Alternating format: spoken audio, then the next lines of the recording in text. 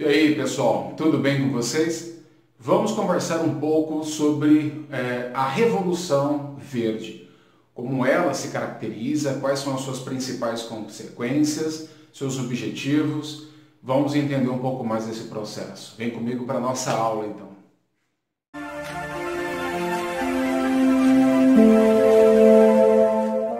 Está chegando agora para a nossa aula, seja muito bem-vindo, muito bem-vinda. Vamos bater um papo aí bem sintético sobre o que é a Revolução Verde. Tá? Basicamente, pessoal, a gente precisa destacar, dentro de um processo cronológico, qual foi o período marcante da Revolução Verde.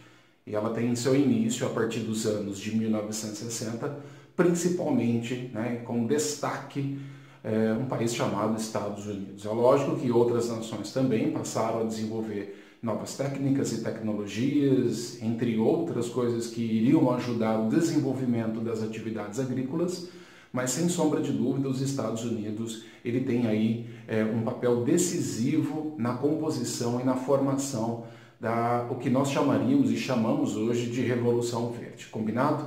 É importante a gente pensar também de como isso foi se desenvolvendo, quais são as consequências, mas nós vamos começar com a questão dos objetivos. Então nós destacamos dois objetivos e eles estão aqui.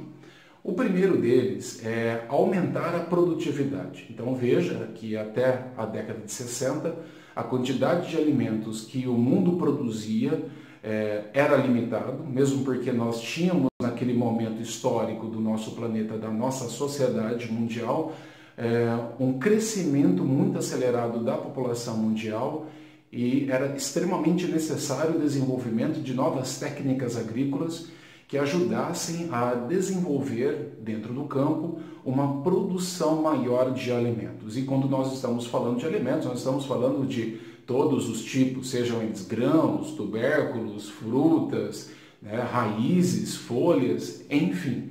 Então, a produtividade ela começa a representar um salto a partir então da Revolução Verde, principalmente aí a partir dos anos 60. Tá?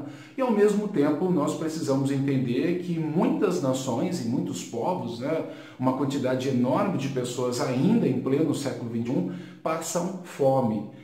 Para você ter uma ideia, hoje, um planeta com quase 8 bilhões de seres humanos, aproximadamente 1 bilhão de seres humanos está envolvido com algum processo parecido ou, de fato, envolvido com o que nós consideramos fome. Ou seja, não tem uma quantidade mínima de calorias diárias, recomendadas diariamente, para poder sobreviver. Então, isso é muito importante e nós precisamos destacar. E a Revolução Verde, ela vem nesse sentido para poder contribuir para a diminuição da fome no planeta Terra e, ao mesmo tempo, aumentar a produtividade no campo. Beleza? Então, esses são os dois principais objetivos. É lógico que existem outros, mas nós vamos destacar para a nossa aula esses dois principais objetivos. Como que a Revolução Verde se desenvolveu? Nós já sabemos quando, então nós podemos entender pelo menos 3 grandes processos.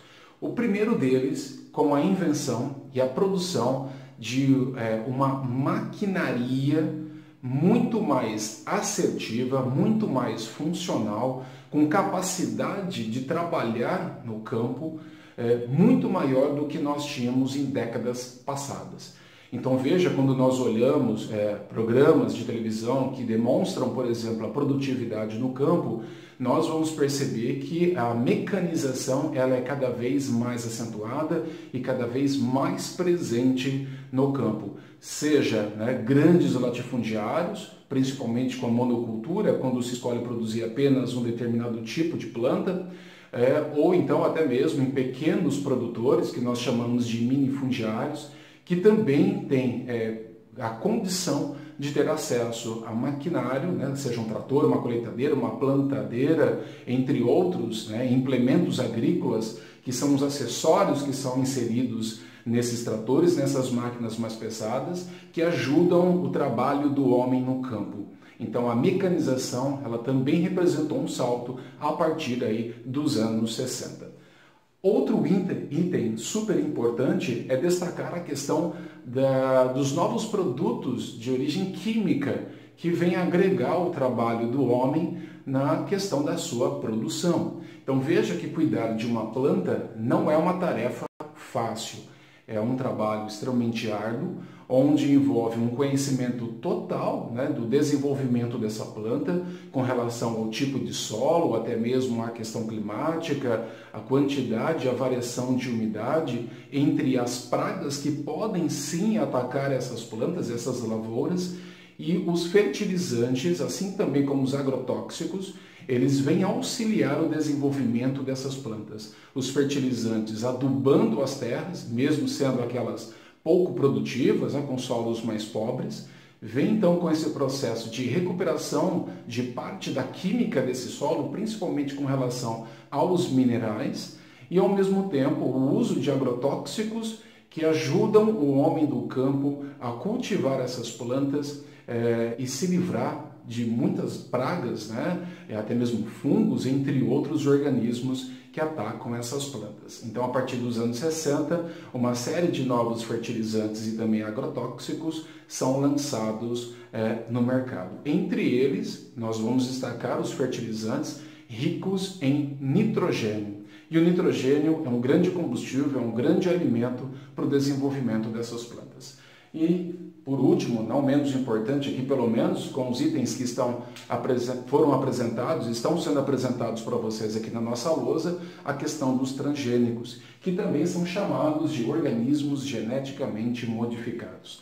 Esses organismos, eles aparecem através de estudos de agrônomos, né, também biólogos, entre outros profissionais, que a partir dos anos 60 começam a entender o cruzamento e forçar esse cruzamento de plantas para que através dessa mistura nós tenhamos então a produção de sementes híbridas que possuem características de duas ou mais plantas. E esses organismos que foram criados em laboratório são organismos que hoje são chamados de transgênicos. Então, às vezes, você compra um produto aí no supermercado e você vai perceber que na embalagem nós temos este símbolo, o símbolo dos organismos geneticamente modificados. E existe uma grande polêmica em torno desse assunto, principalmente com relação àquilo que ainda é desconhecido.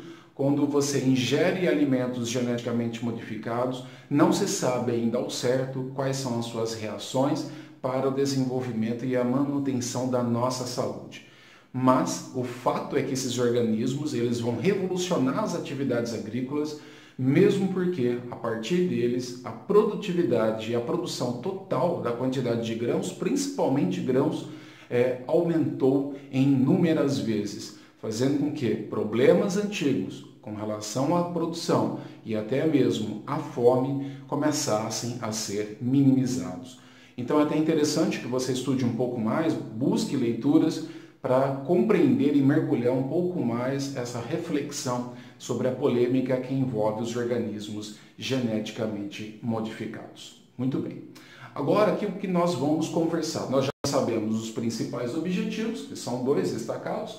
Quais são os principais fatores que ajudaram a desenvolver a Revolução Verde? E eu não posso me esquecer da participação de Norman Ernest Bollard, que foi, na verdade, um grande agrônomo que ajudou, né, foi um dos pioneiros ao desenvolvimento dos organismos geneticamente modificados. Ele faleceu, se não me engano, em 2009, e ele trouxe aí, né, de certo modo, uma grande contribuição para a ciência, para a produção desses organismos geneticamente modificados. Muito bem. Aqui desse lado nós temos as consequências que envolvem o que nós consideramos da Revolução Verde, né? E aqui entre os principais destaques nós vamos mencionar a questão do desemprego e o êxodo rural. E aí vamos entender esse processo. Até a década de 60, o que predominava ainda no planeta Terra, nos principais países produtores das lavouras de grãos do planeta Terra, os agroexportadores, eram pequenas propriedades rurais. E a partir do momento, né, que essa revolução verde, essa grande ideia de se produzir grãos, alimento, né, na agricultura comercial, para poder exportar e alimentar as cidades e diferentes países do mundo, essa dinâmica dos pequenos agricultores começa a se modificar. E aí nós vamos ter um passo cada vez maior para que grandes produtores rurais começassem a literalmente dominar os pequenos produtores. A partir do momento que você tem esse movimento associado à questão do uso das máquinas e de técnicas cada vez mais modernas que vão expulsando o homem do campo, nós vamos observar naturalmente a questão do êxodo rural. Então isso foi motivado não só por isso, mas ganhou força a partir da década de 60, motivado pelas grandes tecnologias que chegavam então até o campo. Tudo bem? Um segundo ponto é a questão da concentração, que eu já acabei de descrever. A partir do momento que os grandes produtores de terra vão comprando as pequenas propriedades, nós vamos registrando a concentração de terra. E isso nós sabemos, dentro da questão da reforma agrária, que é um assunto inclusive para outras aulas, é um problema que não é só do Brasil, mas também visto em outros países de outros continentes. Então a concentração da terra não é algo bom, vamos pensar assim, tá? Nós temos que refletir com mais tempo numa outra aula. E aqui, sim, a questão dos impactos ambientais. Quais são os principais impactos ambientais que são gerados a partir de grandes produções? Vamos frisar novamente, que nós chamamos de agricultura comercial. Essa agricultura comercial que usa grande tecnologia, que vai produzir para alimentar as cidades e alimentar também outras nações que não conseguem produzir, é uma agricultura que sim, traz benefícios, principalmente com aqueles dois primeiros objetivos que estão mencionados na nossa aula, foram mencionados aqui, mas também com relação, por exemplo, aos impactos negativos que esse tipo de atividade traz para nós enquanto seres humanos, e seres que dependem exclusivamente das atividades agrícolas e também da manutenção do ambiente, dos recursos naturais. E aí eu destaco rapidamente, para chamar a sua atenção e você mergulhar numa pesquisa para obter mais informações sobre esses temas, eu destaco a questão do desmatamento, que inclusive no nosso país vem registrando um aumento expressivo dos últimos anos com relação ao desmatamento de áreas importantes como a floresta amazônica e também o cerrado aqui do nosso país. Eu destaco a questão da erosão como um problema também, mesmo porque a maior parte dos solos que nós temos no nosso país são solos frágeis, são solos pobres, e que se não houver um cuidado específico durante o processo produtivo, são solos que se desgastam com muita facilidade. E a erosão, todos devem já saber, é um problema praticamente irreversível, tá? Existem sim técnicas de combate a sistemas de erosão, mas são técnicas caras e muitas vezes que também vão causar novamente outros impactos ambientais, não só naquela região recuperada, mas também em regiões onde se retira o material para a reposição dessa cobertura de solo, dessas áreas erodidas. Nós temos, óbvio, uma questão do consumo excessivo do recurso hídrico no nosso planeta, uma vez que a agricultura ela corresponde aproximadamente a 70% de toda a água que é consumida no planeta Terra. Ok? Então, vou repetir, 70% de toda a água consumida por nós, seres humanos, ela é consumida especificamente pelas atividades da agricultura e também da pecuária.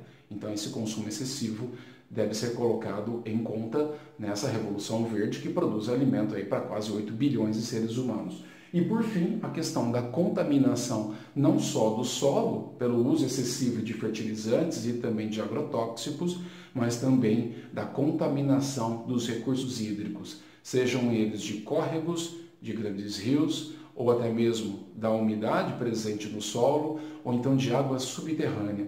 A partir do momento que essa química ela vem ajudando a construir o aumento expressivo da nossa produção agrícola, nós vamos ver também o aumento expressivo da degradação do meio ambiente. E para encerrar essa aula, eu deixo aqui uma pergunta.